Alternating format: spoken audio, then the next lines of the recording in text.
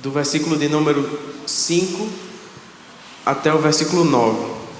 1 João, capítulo 1, do verso 5 ao verso 9. Eu gostaria de meditar com você um texto da palavra de Deus que já havia compartilhado com os adolescentes e agora gostaria de compartilhar com todos os irmãos. 1 João, capítulo 1, do verso 5 ao verso 9, amém? Diz assim a palavra de Deus: Ora, a mensagem que da parte dele temos ouvido e vos anunciamos é esta: que Deus é luz e não há nele treva nenhuma. Se dissermos que mantemos comunhão com ele e andarmos nas trevas, mentimos e não praticamos a verdade. Se porém andarmos na luz, como ele está na luz, mantemos comunhão uns com os outros, e o sangue de Jesus, o seu Filho, nos purifica de todo pecado. Se dissermos que não temos pecado nenhum, a nós mesmos nos enganamos, e a verdade não está em nós. Se confessarmos os nossos pecados, ele é fiel e justo para nos perdoar os pecados e nos purificar de toda injustiça. Amém? João, ele escreve essa carta com o propósito de firmar a fé dos irmãos de várias igrejas na Ásia Menor, no período da igreja primitiva. Ele escreve essa carta por volta do ano de 85 até 90, alguns estudiosos vão dizer, depois de Cristo. E ele faz, durante essa primeira carta, várias advertências contra os falsos mestres que estavam espalhando notícias de que Jesus poderia não ser o Cristo, como diz em 1 João capítulo 2, versos 22 e 23. Mas ele também faz, meus amados irmãos, várias advertências sobre como a nossa fé ela deve se portar de maneira prática, como que nós devemos demonstrar a nossa fé de maneira prática. E é por isso que eu li esse texto. Esse texto vai trazer para nós muitas informações importantes sobre como devemos viver a nossa vida cristã. Em primeiro lugar, eu gostaria que você observasse com a sua Bíblia no versículo de número 5, quando João anuncia uma verdade que ele ouviu, que ele participou, que ele pôde ouvir com as próprias palavras do mestre dizer. E a verdade foi o seguinte: Deus é luz e nele não há treva nenhuma. Essa verdade está presente no Antigo Testamento. Salmo de número 27, verso 1 vai dizer que o Senhor é a nossa luz e a nossa salvação. É Ele quem ilumina a nossa vida, é Ele quem guia os nossos passos. Mas o próprio Cristo, no texto de João, no Evangelho de João, capítulo 8, verso 12, vai dizer também: eu sou a luz do mundo, quem me segue não andará em trevas, pelo contrário, terá a luz da vida. Portanto, Jesus é a nossa luz. Isso deve aquecer o nosso coração, meus irmãos. Nesse mundo repleto de trevas, nesse mundo repleto de escuridão por causa do pecado, temos uma luz e devemos nos alegrar diante dessa luz. Jesus é a nossa luz. É isso que deve aquecer o nosso coração diante de dias difíceis, diante de dias turbulentos, diante de ideologias malignas que estão por aí nesse mundo. Deus é a nossa luz e nele não há treva nenhuma. Essa é a nossa verdade. É nisso que devemos crer, é nisso que devemos firmar a nossa fé, a nossa vida, os nossos passos. Deus é a nossa luz. Ele diz isso: quem me segue não andará em trevas, pelo contrário, terá a luz da vida, como diz João 8,12. Mas Paulo também vai dizer em Colossenses capítulo 1, verso 3, que Ele nos salvou, Ele nos libertou do império das trevas. Ele diz: Ele nos libertou do império das trevas e nos transportou para o reino do Filho do seu amor. Veja, portanto, o apóstolo Paulo está dizendo que Ele não é apenas a luz, mas Ele nos transporta das trevas para a luz, das trevas para uma vida segundo o reino do seu Filho, o Filho do seu amor. Portanto, quando Paulo diz isso, ele está querendo dizer, na verdade, que nós tínhamos raízes nas trevas, as nossas raízes estavam firmadas nas trevas, mas quando Jesus nos salvou, Ele tirou as raízes do nosso coração, das trevas, da escuridão, do pecado e transportou a nossa vida para o seu reino. Agora as nossas raízes, o nosso coração, a nossa vida, os nossos sentimentos, emoções, as nossas vontades, agora não servem mais às trevas, servem agora ao seu reino, ao reino do Filho do seu amor. Mas Jesus também, em Mateus capítulo 5, verso de número 14, vai dizer que nós somos a luz do mundo. Quando Ele fala para os discípulos, Ele diz: vós sois a luz do mundo, não se pode esconder não se pode esconder a cidade edificada sobre o monte. E aí cabe a nós uma reflexão, à luz do próprio texto também de João. Como temos vivido a nossa vida prática? Como temos nos comportado, sabendo que essa verdade é a verdade que deve permear a nossa vida, sabendo que Deus é a luz que iluminou a nossa vida, que iluminou a nossa escuridão, sabendo que Deus foi aquele que nos tirou das trevas e nos transportou para o seu reino, sabendo que Ele é a própria luz do mundo, sabendo de todas essas verdades que João também nos diz, como nós temos vivido diante do fato que somos chamados para sermos luz? Será que temos de fato sido como uma cidade edificada sobre os montes que ilumina tudo à sua volta? Ou temos guardado a luz debaixo das mesas, debaixo dos bancos, das cadeiras? Como temos nos comportado em relação à nossa vida prática? Essa é a reflexão que João vem fazer com que possamos ter. Perceba, verso de número 6 da primeira epístola de João, capítulo 1. Olha o que ele diz: se dissermos que mantemos comunhão com Ele e andarmos nas trevas, mentimos e não praticamos a verdade. Veja agora o verso de número 8. Se dissermos que não temos pecado nenhum, a nós mesmos nos enganamos e a verdade não está em nós. Portanto, João nos faz refletir sobre como está a nossa vida. Ele faz um convite à reflexão, como tem sido o nosso andar diante do Senhor. E aqui andar não significa literalmente apenas andar com seus pés, mas significa a sua vida como um todo, como tem sido o nosso comportamento, como tem sido a nossa prática de vida, como tem sido o nosso falar, como tem sido as nossas atitudes. Será que essas atitudes têm glorificado a Deus? Será que o nosso modo de falar tem glorificado a Deus? Será que o nosso modo de andar, de se comportar, tem glorificado ao Senhor? Pois Ele diz: se nós afirmamos que somos cristãos, se dizemos que temos comunhão com esse Deus que é a luz, e não andamos na luz, nós estamos mentindo. E o verso de número 8, ele vai dizer que nós estamos nos enganando. Portanto, nós estamos vivendo de maneira enganosa, enganando não os outros, mas a nós mesmos. Se dizemos que vivemos na luz, mas as nossas práticas não correspondem com essa vida na luz. Se dissemos que seguimos ao Senhor, que é a luz, que é a nossa salvação, que é a luz da vida, que nos transportou das trevas para o seu reino, e não estamos sendo a luz do mundo, não estamos clareando como os holofotes que estão nos lugares altos para que possa iluminar todo o ambiente, mas estamos com uma luz debaixo da mesa, debaixo de um sofá onde não ilumina nada, porque não serve, não exerce a sua função. Nós estamos mentindo, nós estamos andando nas trevas. Essa é a reflexão que o apóstolo João faz a cada um de nós. E esse texto fala muito comigo, porque não faz um convite apenas àqueles que não são salvos.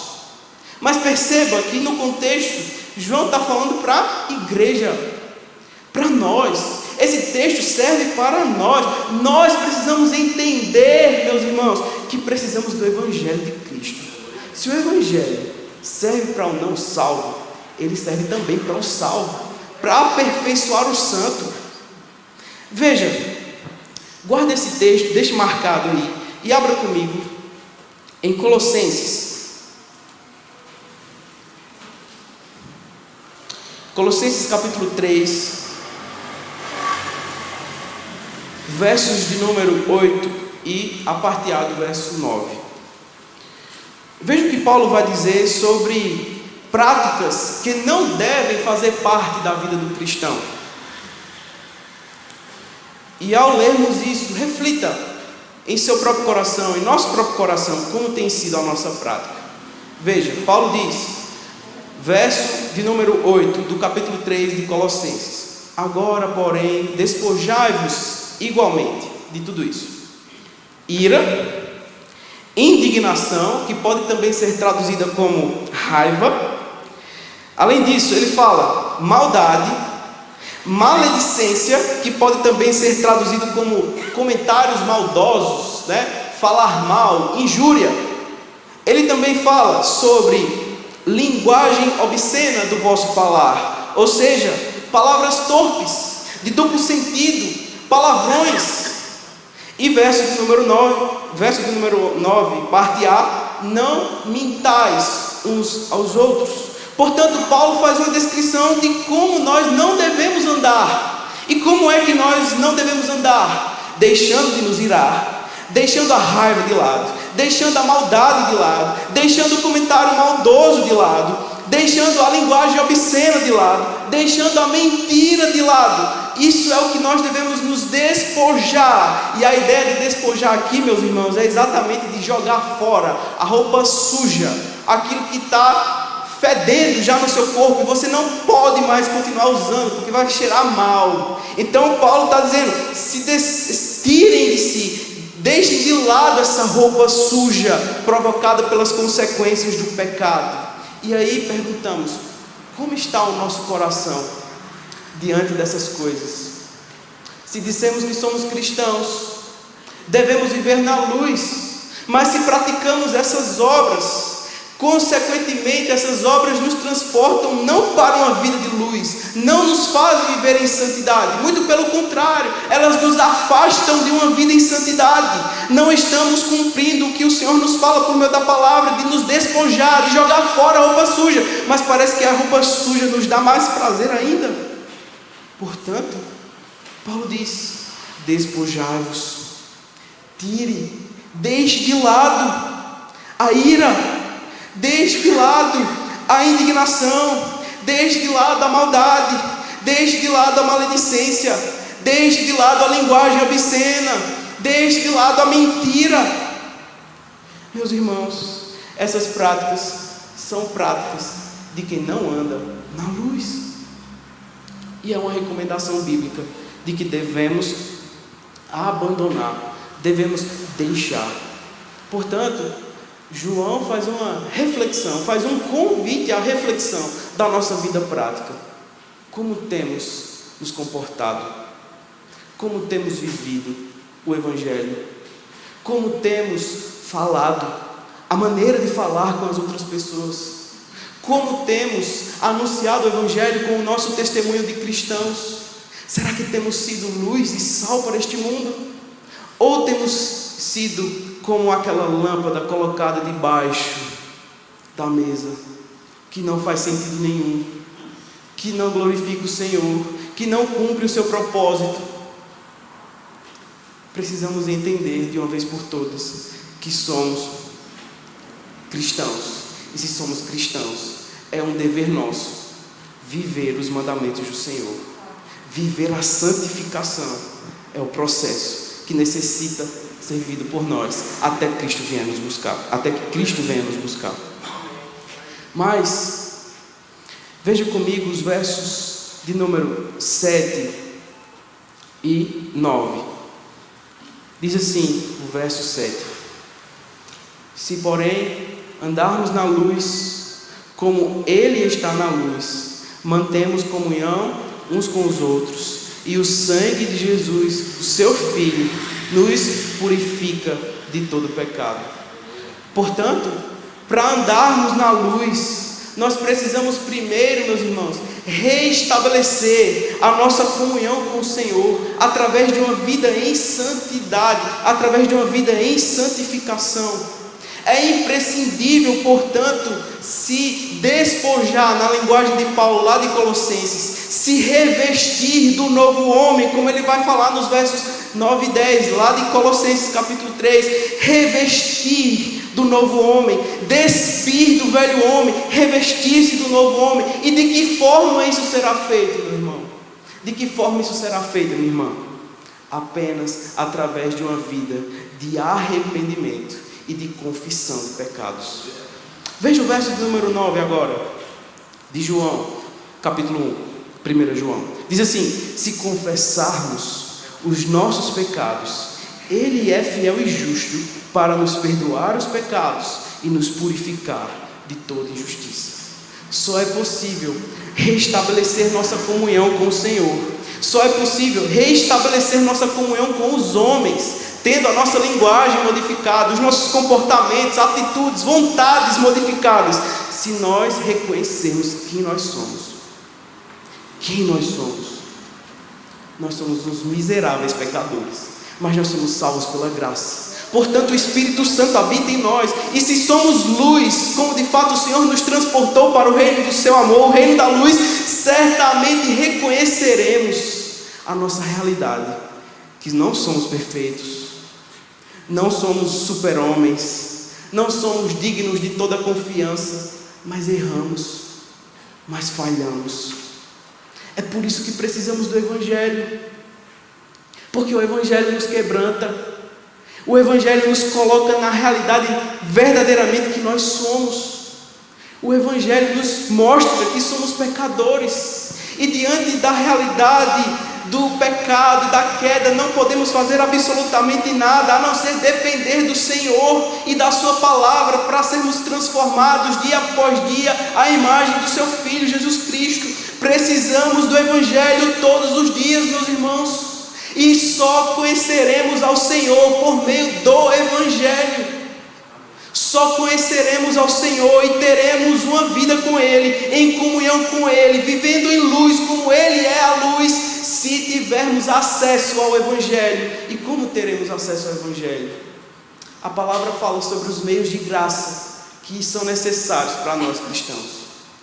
O que são os meios de graça? São as características, as atitudes, os comportamentos que o Senhor nos sugestiona a fazermos para vivermos em santidade. Isso começa com uma vida de devocional, uma vida de oração, uma vida de leitura da palavra, uma vida de comunhão com a igreja, com os irmãos. E estar na casa do Senhor é um meio de graça que o Senhor nos dá para reconhecermos que somos pecadores, que somos falhos e que precisamos desesperadamente dEle, para que Ele nos ajude a viver a nossa vida despojando-nos das coisas do velho homem e nos fazendo crescer segundo a imagem do seu Filho. Precisamos do Evangelho. Precisamos dos meios de graça para nos despojar daquelas atitudes que Paulo menciona que não devem fazer parte da vida do cristão, e até mesmo aquelas que ele não menciona, como a preguiça, a indolência espiritual, a letargia espiritual, a falta de aquecer do Espírito Santo no nosso coração, porque somos pecadores e somos capazes de viver assim também, mesmo sendo cristãos, mesmo sendo crentes. Mas do que precisamos? Do Evangelho. O Evangelho não é disponível apenas para aqueles que não conhecem a Cristo, mas principalmente para aqueles que conhecem a Cristo. Nós precisamos do Evangelho desesperadamente, porque Paulo vai dizer que o Evangelho é o poder de Deus. É o poder de Deus para sustentar as nossas vidas todos os dias. O Evangelho é o poder de Deus que nos fortalece em meio às adversidades. O Evangelho é o poder de Deus que faz a gente se despir do velho homem, se afastar da roupa suja do pecado, para nos fazer crescer em graça, em verdade, em conhecimento dEle, nos revestindo do novo homem, da nova roupagem, das novas roupas. É o Evangelho que nós precisamos, é do Evangelho que nós precisamos. É do Evangelho que precisamos, quando precisamos também nos arrepender dos nossos pecados. Só teremos a consciência, meus irmãos, de que precisamos nos arrepender dos nossos pecados, nos arrepender das nossas falhas, se tivermos o Evangelho, o poder de Deus, É o poder de Deus que faz o nosso coração ser constrangido e humilhado. A glória é dele, o poder é dele. Por isso nós, em reconhecimento, confessamos os nossos pecados. Confessamos que não temos nos despojado do velho homem. Confessamos que temos sido injustos. Confessamos que nós temos sido negligentes em nossa vida espiritual. Confessamos as nossas falhas para com os outros. Confessamos as nossas falhas diante de Deus que cometemos contra outras pessoas. E aí sim, se temos comunhão com Deus, aí também, verso 7 de 1 João, temos comunhão uns com os outros. Por meio de quem? Por meio de Jesus, que nos purifica de todo pecado. Então é Jesus, somente através de Jesus, que viveremos a verdade do Evangelho. Somente através de Jesus, que viveremos uma vida de santidade, de arrependimento, de confissão de pecados. Uma nova vida, repleta daquilo que o Senhor nos dá, da sua graça, dos meios de graça disponíveis para nós. Portanto, aproveitando que hoje é um culto de oração, eu gostaria de convidar você, se pudesse, a se ajoelhar e em reconhecimento ao que o Senhor fez, confessar os seus pecados, tirar um momento de contrição. Se você pudesse ajoelhar, ore ao Senhor, confessando os seus pecados, confessando as suas culpas, as suas falhas, as suas transgressões diante do Senhor, aquilo que você tem feito, que não tem agradado a Deus. Ore a Ele, tire um tempo com Ele, confessando os seus pecados.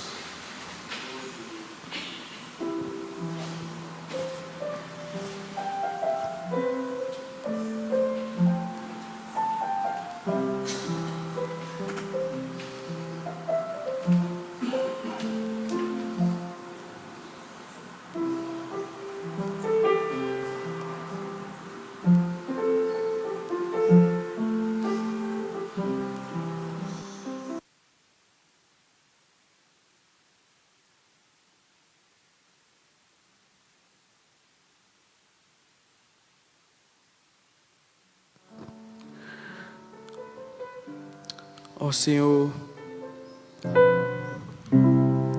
queremos orar a Ti nesse momento, Pai, reconhecendo as nossas falhas, reconhecendo as nossas imperfeições, reconhecendo que muitas vezes queremos pedir, mas sequer paramos para lembrar do Teu sacrifício na cruz. Senhor, reconhecemos diante de Ti as nossas negligências em nos despir do velho homem todos os dias, em viver em santidade. Senhor, reconhecemos diante de Ti as nossas falhas para com as outras pessoas, muitas vezes dando lugar à ira, dando lugar à maldade, a comentários maldosos, a injúrias, julgamentos injustos. Reconhecemos, Senhor Deus, diante de Ti, porque diante de Ti todas as máscaras caem.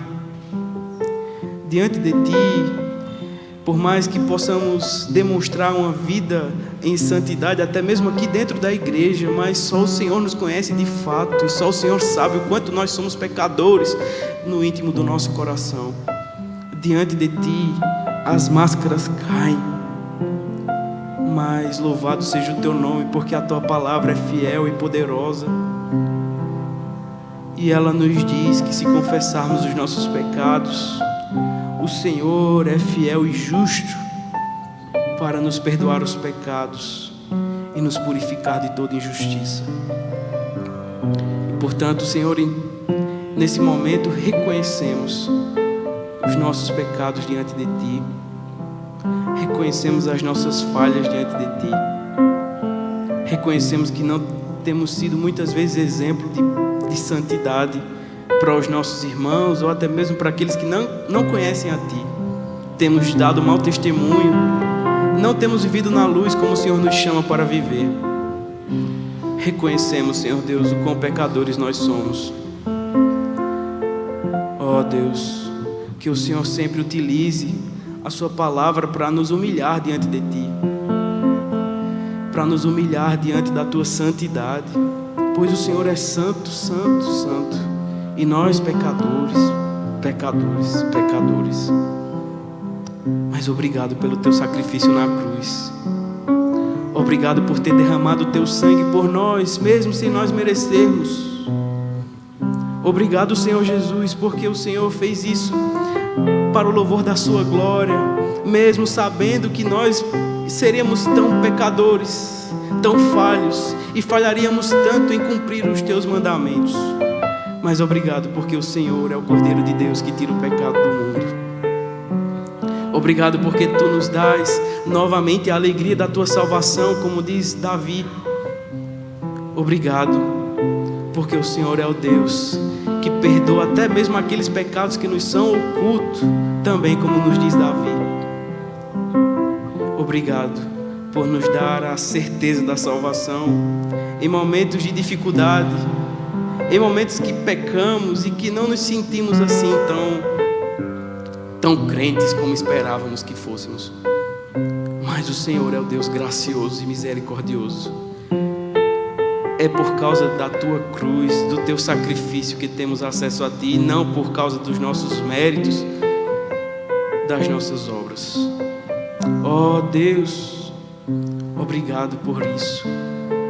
Obrigado por nos dar a esperança, a viva esperança, de que um dia o Senhor vai vir nos buscar, e de que um dia estaremos contigo eternamente, e de que nesse dia não mais haverá o pecado para nos atemorizar. Bendizemos o Teu nome por isso, Senhor, e que o nosso coração esteja cativo a Ti, a ponto de reconhecermos isso nos dias de dificuldade. Passamos por lutas e tribulações, mas o Senhor vem nos buscar, e ansiamos pela Tua volta, onde não haverá mais choro, não haverá mais dor, mais tristeza, nem pecado. Estaremos contigo eternamente e o veremos face a face. Senhor, Te agradecemos por esse culto de oração e Te pedimos que cultos como esse possam nos incentivar mais e mais a vivermos nos meios de graça que o Senhor tem disponível para nós. E um desses meios de graça é também a oração. Que desenvolvamos, Senhor, uma vida piedosa de oração e de santidade. Em nome de Jesus. Amém.